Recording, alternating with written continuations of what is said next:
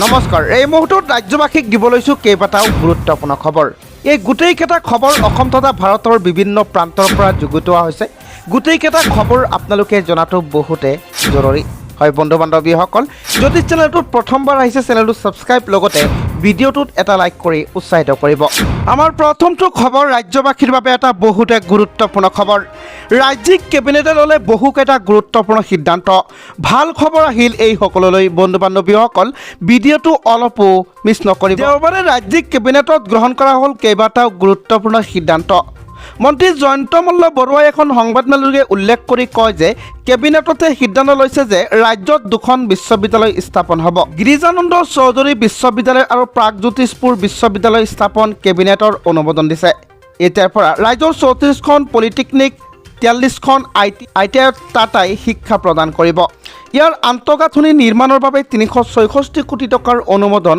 দিয়া হৈছে আনহাতে দুগ্ধ উৎপাদন বৃদ্ধি আৰু ইয়াৰ সৈতে জড়িত লোকক সকাহ দিয়াৰ বাবে কেবিনেটত সিদ্ধান্ত লোৱা হৈছে তাৰ বাবে ডিব্ৰুগড় আৰু যোৰহাটত দুগ্ধ প্ৰতিক্ৰিয়াকৰণৰ ইউনিট স্থাপন হ'ব তেওঁ লগতে কয় যে নলবাৰী চিকিৎসা মহাবিদ্যালয়ৰ বাবে অতিৰিক্ত 397 কোটি টকা অনুমোদন দিয়া হৈছে মুঠ 615 কোটি ব্যয় কৰি নিৰ্মাণ হ'ব মেডিকেল কলেজখন বন্ধু বান্ধৱীসকল ভিডিঅ'টোৰ কমেণ্টত জনাব আপোনালোকৰ প্ৰতিক্ৰিয়া ৰাজ্যবাসীৰ বাবে আন এক বহুতে গুৰুত্বপূৰ্ণ খবৰ পুনৰ দুই জেহাদীক গ্ৰেপ্তাৰ মৰিগাঁও আৰক্ষীৰ জালত আনচাৰুল্লাহ বাংলা টীমৰ 2 সদস্য মুছাদ্দিকৰ ঘৰ মইৰাবাৰীৰ চহৰীয়া পামত আৰু ইক্ৰামুলৰ গড় নগাঁৱত ইমামৰ বেশত আছিল 2 জেহাদীৰ সদস্য জেহাদীৰ বিৰুদ্ধে মৰিগাঁও আৰক্ষীৰ অভিযান আনচাৰুল্লাহ বাংলা টীমৰ 2 সদস্যক গ্ৰেপ্তাৰ কৰিছে ইতিমধ্যে গ্ৰেপ্তাৰ হোৱা লোক দুজনৰ নাম ইক্ৰামুল হুছেইন আৰু মুছাদ্দিক হুছেইন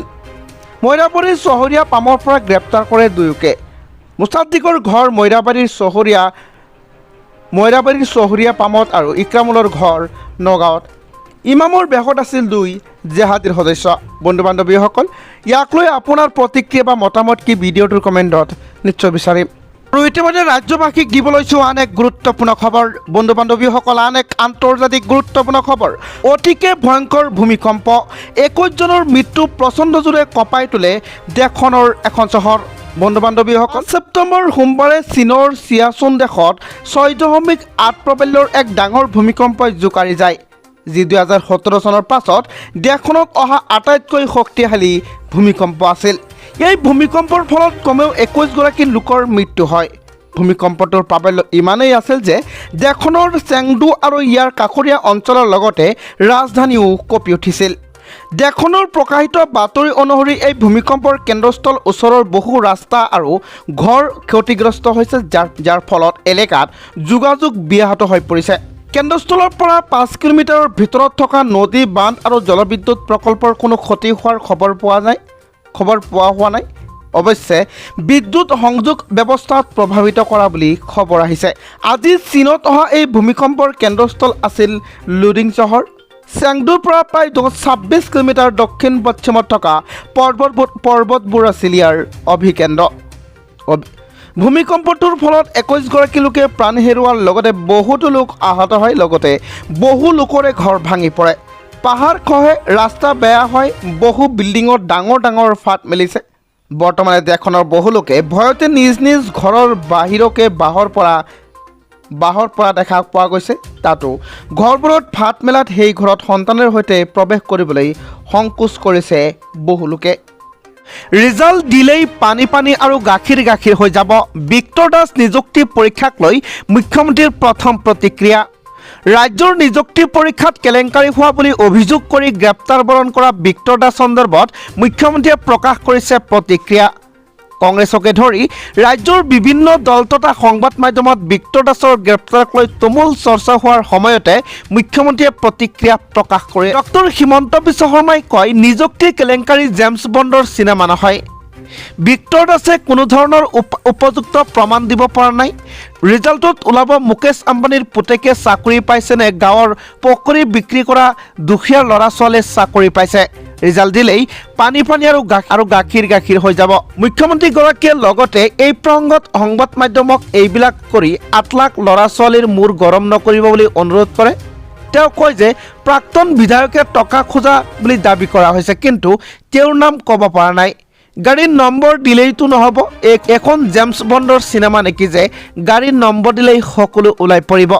মুখ্যমন্ত্ৰীয়ে এয়া এক ষড়যন্ত্ৰ বুলি আখ্যা দি প্ৰথম অৱস্থাৰ পৰা নিযুক্তি পৰীক্ষাক লৈ একাংশই নানা ভিত্তিহীন কথা উলিয়াই থকা বুলি প্ৰকাশ কৰিছে।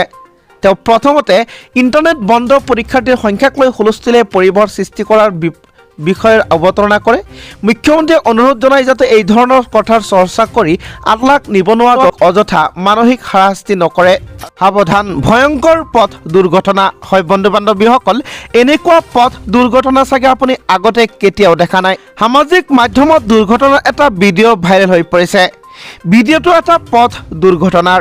দুৰ্ঘটনাটো ইমানেই ভয়ংকৰ আছিল যে দ্ৰুতগতিত অহা এখন ছুইফ্ট বাহনে ডিভাইডাৰত খুন্দা মাৰি এটা ট্ৰেফিক বুথৰ ওপৰত উঠিছেগৈ।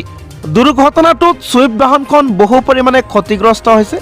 ঘটনাটো মধ্যপ্ৰদেশৰ জবলপুৰত সংঘটিত হৈছে। জবলপুৰৰ ৰাষ্ট্ৰীয় ঘাইপথৰ কাষতে সংঘটিত হৈছে এই দুৰ্ঘটনাটো ইমানেই ভয়ংকৰ আছিল যে ৰাস্তাইদি পাৰ হৈ যোৱা সকলো পথচাৰীৰ বাহনখন দেখি চকু কঁপালত উঠিছে। দৰাচলতে এই বাহনখন দুৰ্ঘটনাগ্ৰস্ত হৈ এই বুথটোত উঠা নাই। দুৰ্ঘটনাগ্ৰস্ত সেই বাহনখন জবলপুৰ আৰক্ষীয়ে তাত উঠুৱাইছে। দুৰ্ঘটনাগ্ৰস্ত বাহনখন ৰাস্তাৰ মাজত থকা এটা বুথৰ ওপৰত উঠাই থোৱা হৈছে যাতে যান বাহন আৰক্ষীয়ে দুৰ্ঘটনাক লৈ এখন সাৱধানবাণীৰ ফলক লগাই থৈছে। আৰু এই মুহূৰ্তত ৰাজ্যবাসীক দিব লৈছোঁ আন এক গুৰুত্বপূৰ্ণ খবৰ। উত্তৰাখণ্ডৰ পিথোৰাগড়ত ডাবৰ বিস্ফোৰণৰ ফলত এজনৰ মৃত্যু, 30টা বাসগৃহ ধ্বংস। জিলা দণ্ডাধীশ আশিষ চৌহানে ANIক জনোৱা অনুসৰি ডাবৰ বিস্ফোৰণৰ কাণ্ডত প্ৰায় 30টা ঘৰ ধ্বংসপ্ৰাপ্ত হোৱাৰ লগতে এগৰাকী মহিলাৰ মৃত্যু হৈছে। উত্তৰাখণ্ডৰ পিথোৰাগড়ত জিলাত মাজনিশা ভাৰত আৰু নেপাল সীমান্তৰ নিকটৱৰ্তী লাস্কো নদীত ডাবৰ বিস্ফোৰণ কাণ্ডত এগৰাকী মহিলাৰ মৃত্যু হোৱাৰ লগতে প্ৰায় 30টা বাসগৃহ ধ্বংসপ্ৰায় হয়। জিলা দণ্ডাধীশ আশিষ চৌহানে ANIক জনোৱা অনুসৰি ডাবৰ বিস্ফোৰণ কাণ্ডত প্ৰায় 30টা ঘৰ ধ্বংসপ্ৰাপ্ত হোৱাৰ লগতে এগৰাকী মহিলাৰ মৃত্যু হৈছে। ধাৰচুলাৰ কালি নৈত যোৱা নিশা বানপানীৰ ফলত ধাৰচুলা আৰু ইয়াৰ দাঁতি কাষৰীয়া অঞ্চলসমূহত যথেষ্ট ক্ষতিসাধন হৈছে।